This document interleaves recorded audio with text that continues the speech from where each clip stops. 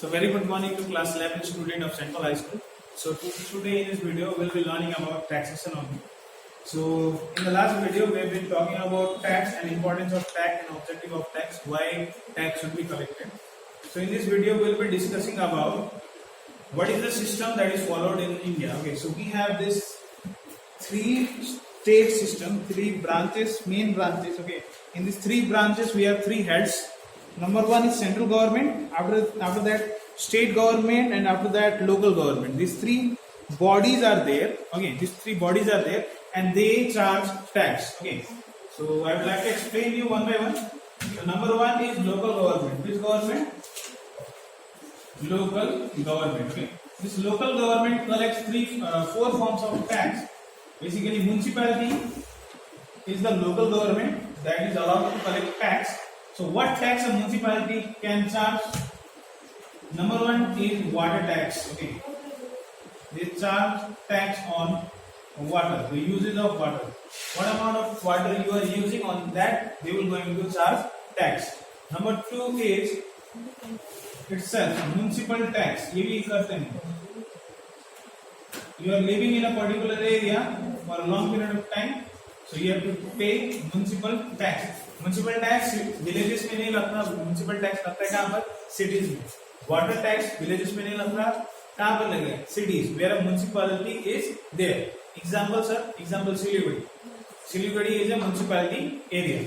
So in that area, if you are living, you have to pay water tax. If you are using water, you have to pay municipality tax. That is different. Okay. Only two tax नहीं हो रहे. Property tax भी है. If you are having a large amount of property and you have to pay tax, उसको कहेंगे property tax. Property tax property पे लगता है. आपका ओनरशिप हो सकता है, आपका फोर फादर्स का लैंड हो सकता है जो आपका हो चुका है. आप काम कर रहे हो वो अलग बात है, पर वो प्रॉपर्टी किसका है? आपका है, तो उसके ऊपर भी आपको टैक्स देना पड़ेगा. That is property tax. उसके बाद हम बात कर रहे हैं स्वेरेज tax.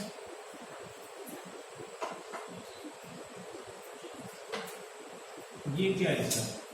Sewage tax basically the things that a municipality has to perform: cleanliness of the area, and they have to maintain the toilets also, everything in the city. Yes sir. So for that thing they also want some money. So that is sewage tax for the cleanliness basically. ठीक है. अब cleanliness वो साफ सफाई होता है, झाड़ू, वो that dustbin, maintenance of that dustbin, carrying of that dustbin, और वो ड्रेनेज सिस्टम का भी सफाई, सब कुछ आता है इसमें. स्वेरेज tax. So this is local government. Local government is basically municipality only. Municipality imposes four kind of taxes. Number one is water tax. Number two is municipal tax. Number three is property tax. And number four is sewage tax. एक बार हमने discuss किया. अगर आपको doubt होगा फिर भी आप बता दीजिए. Moving on, next body what we have.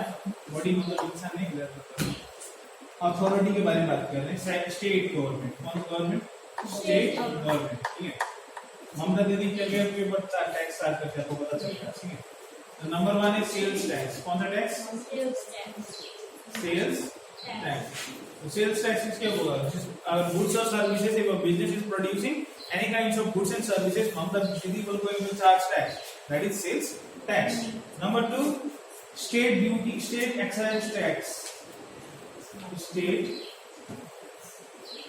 excise tax. Sir ये क्या होगा sir?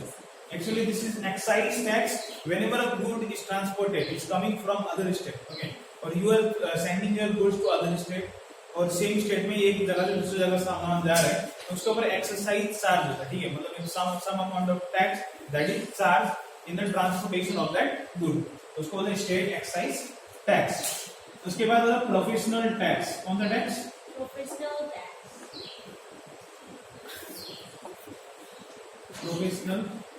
Tax. What is this professional tax? अगर कोई प्रोफेशन कैरी ऑन कर रहे हैं, जैसे कि डॉक्टर हुआ, लॉयर हुआ, chartered accountant, company secretary, it's a profession. So they have to pay a tax and that tax is what? Professional tax. उसके बाद क्या है सर? उसके बाद एक्सपेंडिचर एंट्री टैक्स भी लगता है.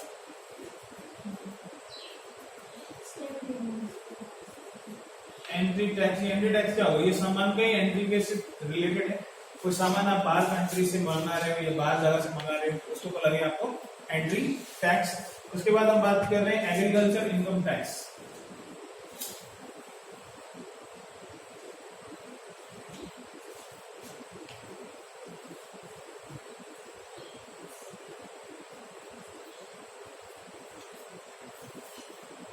Agriculture income tax. Agriculture income tax agriculture से साथ रिलेटेड एक बहुत इंपॉर्टेंट बात बताता हूँ। Central government has not said anything about agriculture tax, मतलब एग्रीकल्चर के ऊपर कोई टैक्स होना चाहिए या नहीं होना चाहिए, सेंट्रल गवर्नमेंट ने कुछ भी नहीं बोला, ठीक है। But state government can charge tax on agriculture income. Agriculture income क्या, मतलब आपका लैंड है, आप वहाँ फार्मिंग कर रहे हो, तो उसके ऊपर अगर फार्मिंग का वो देते हुए अमाउंट, ठीक है, उसके ऊपर मतलब आपको सेल प्रॉफिट होगा तो उसके ऊपर आपको एक टैक्स देना पड़ता है, but that amount has to be bigger. Okay, छोटा मोटा किसान को नहीं देना पड़ेगा। जो बड़े किसान हो रहा है, जो earning they are earning large amount, so they have to pay tax on agriculture income. मतलब उनका जो इनकम होगा वो सामान प्रोड्यूस करने के बाद, बेचने के बाद, उसके ऊपर उन लोगों को देना पड़ेगा टैक्स, एग्रीकल्चर इनकम टैक्स। उसके बाद क्या है सर, उसके बाद है लास्ट स्टैंप ड्यूटी। ये जब आप कोई भी चीज जैसे कि फॉर एग्जांपल स्टैंप ड्यूटी लगता है बेसिकली कोई सामान आप भेज रहे हो, ठीक है, वन स्टेट से अदर स्टेट, ठीक है, तो उसमें स्टैंप्स लगना पड़ता है, stamp duty is that. After that amusement tax. Amusement tax कब लगता है सर, अम्यूजमेंट टैक्स होता है basically, amusement is tax is basically charge on the cinema halls and the amusement parks, okay, that is water park and that amusement park where people go and enjoy, so that kinds of park में भी government tax लगाती है और उसका बोलते हैं amusement tax. उसके बाद सेंट्रल गवर्नमेंट में मिनिस्ट्री ऑफ फाइनेंस आती है। मिनिस्ट्री ऑफ फाइनेंस में दो बोर्ड है, ठीक है, ये दो बोर्ड का नाम क्या आपको पता होना चाहिए, CBDT, क्या नाम है, CBDT और है CBCC,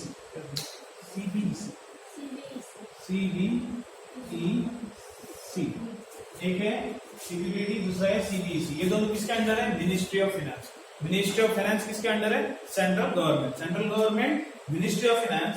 मिनिस्ट्री ऑफ फाइनेंस के अंदर दो बोर्ड है, कौन सा बोर्ड है, CBDT, CBEC। These two bodies are responsible for collecting tax. कौन कौन सा टैक्स है, एक है डायरेक्ट टैक्स। कौन सा टैक्स है, डायरेक्ट टैक्स। तो डायरेक्ट टैक्स कौन सा टैक्स है, इनकम टैक्स को बोलते हैं डायरेक्ट टैक्स। क्यों होता है sir income tax direct tax, बताइए आपको। और उसके बाद है GST, ठीक है, डायरेक्टली।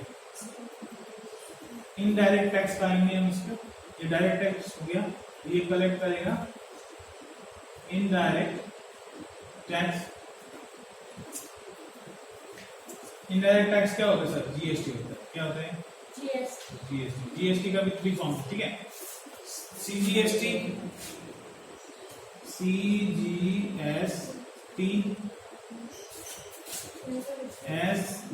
SGST, उसके बाद होता है IGST, ठीक, रेडी करके समझते हैं। डायरेक्ट टैक्स एक बार इनकम टैक्स, इनकम टैक्स, बहुत ज्यादा इंपॉर्टेंट बात है। देखिए CBDT, central board of direct tax, क्या central board of direct tax, ये कलेक्ट करने वाला डायरेक्ट टैक्स। ये क्या कलेक्ट करने वाला है, डायरेक्ट टैक्स।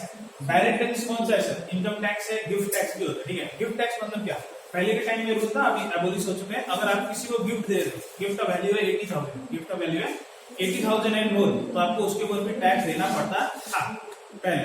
अभी एबोलिश हो चुका है, मतलब अब नहीं है, ठीक है। पर यहाँ पर अभी इनकम टैक्स अभी भी है, पहले से था, अभी भी रहेगा, ठीक है। इनकम टैक्स मतलब क्या, there is an slab, that slab is of 2,50,000 and more. अगर कोई इंसान 2,50,000 से ज्यादा कमा रहा है in a year, the person has to pay tax, उसको बोलते हैं इनकम टैक्स, ठीक है। तो ये डायरेक्टली इम्पोज होता है, मतलब उस इंसान को देना पड़ेगा और उसके इनकम पर देना पड़ेगा, इसलिए बोल रहे हैं डायरेक्ट टैक्स, ठीक है। उसके बाद बोल रहे हैं indirect tax. Indirect tax basically वो फॉर्म ऑफ टैक्स होता है जो कि एक रिटेलर या होलसेलर कलेक्ट कर रहा है और किसको पे ऑफ कर रहा है, गवर्नमेंट को पे ऑफ करेगा, ठीक है, इसलिए बोल रहे हैं indirect tax.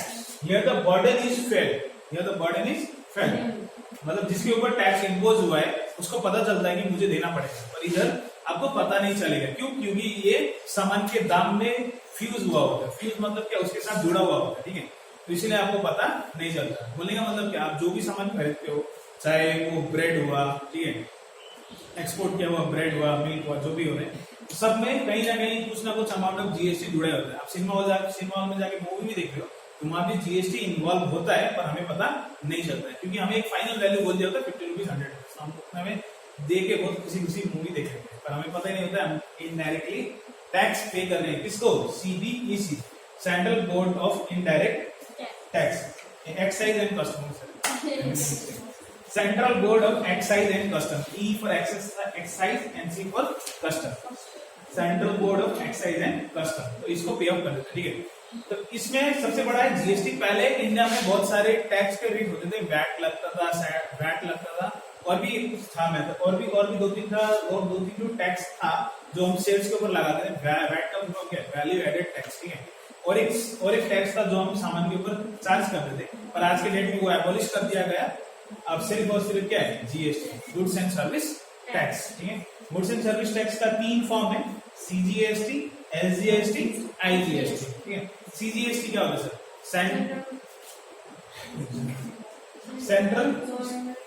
Central government sales tax, state government sales tax, integrated government sales tax.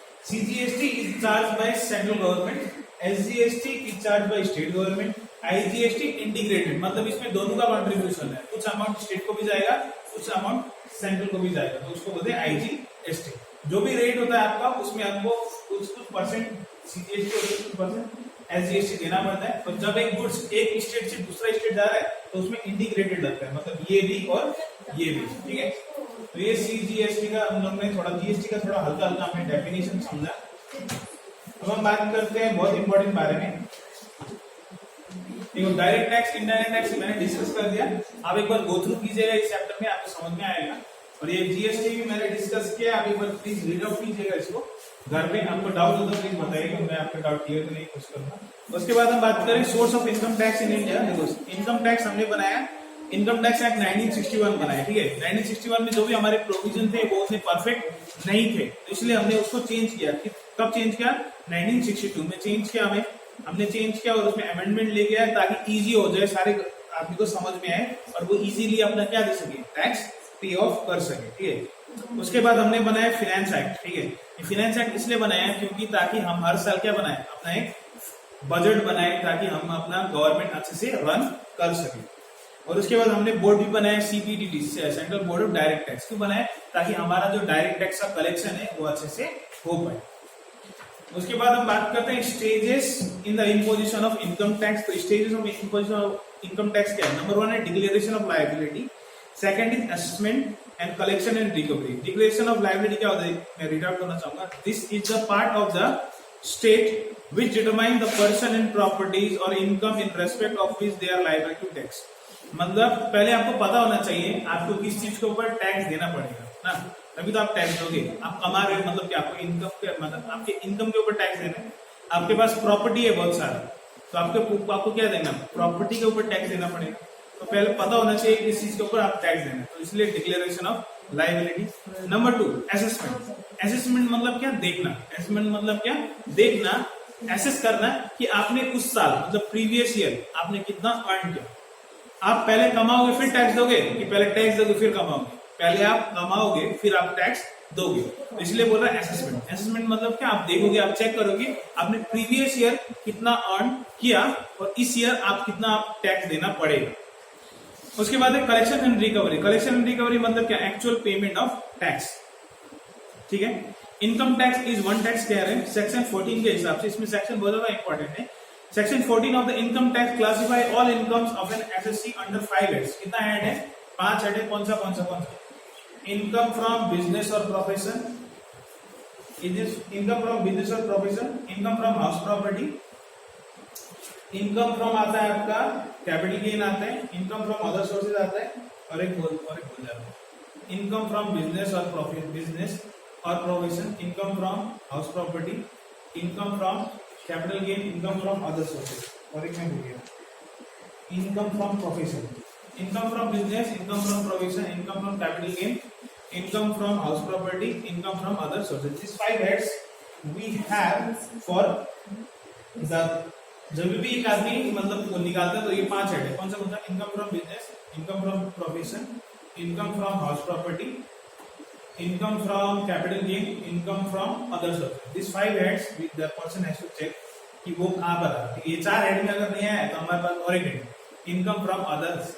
ठीक है, इनकम फ्रॉम अदर सोर्सेज, तो यहाँ पर आ जाएगा. ठीक है, ऐसा नहीं है कि 4 में बच गया तो बच गया.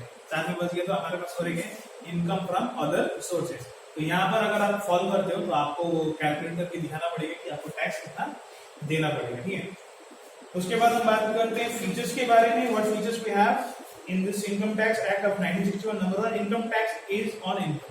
इनकम टैक्स किस पे लगता है? इनकम पे लगता है. बहुत ही अच्छा बात है.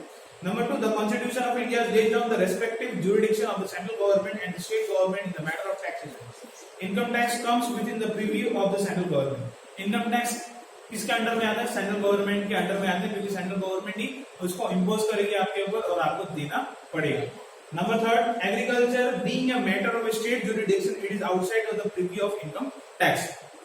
एग्रीकल्चर आना चाहिए. एक्चुअली देखा जाए तो एग्रीकल्चर इनकम टैक्स के अंडर में आना चाहिए, पर हम उसे कंसीडर नहीं करते हैं क्योंकि यहाँ पर एक रूल बोला हुआ है, क्योंकि वो स्टेट के जुरिडिक्शन में आता है. मतलब एग्रीकल्चर कहाँ हो रहा है? कोई पर्टिकुलर स्टेट में होगा, कोई पर्टिकुलर विलेज में होगा. वो विलेज कहाँ आ रहा है? स्टेट के अंडर में आ रहा है. तो इसीलिए वो स्टेट का रिस्पॉन्सिबिलिटी छोड़ दिया किसने? इनकम टैक्स अथॉरिटी ने, दैट इज सीबीडीटी ने, ताकि वो स्टेट गवर्नमेंट चाहे तो लगाए, इम्पोज कर सकते हैं, चाहे तो वो इम्पोज नहीं कर सकते. पर आज के डेट में इम्पोज कर दिया स्टेट गवर्नमेंट. ठीक है. Number 4, under the income tax act the charge is made on every person in respect of the total income of the previous year. मतलब क्या, अगर कोई इंसान प्रीवियस ईयर उसके पिछले साल में वो जो भी अमाउंट कमा रहा है उसके ऊपर उसको देना पड़ेगा आपको tax. The term total income person in previous year along the very useful terms have been defined. Okay. अब जब हम नेक्स्ट चैप्टर बात करेंगे तो उसमें हम बात करेंगे टोटल इनकम क्या होता है, पर्सन क्या होता है, प्रीवियस ईयर क्या होता है. ठीक है, तो next video is very very important. After that, income tax is charged on the specified rate. Government ने specified rate charge, specified rate है, उसके उस हिसाब से आपको टैक्स देना पड़ता है. तो रिमेनिंग 2 पॉइंट आप चेक कर लीजिएगा, पढ़ लीजिएगा, आपको होमवर्क रहने वाला है. And please try to solve the question answer related with this chapter. 1.1 is finished. In the next video, we'll be discussing about 1.2. In that 1.2, we'll be discussing about very important definitions. Okay, thank you.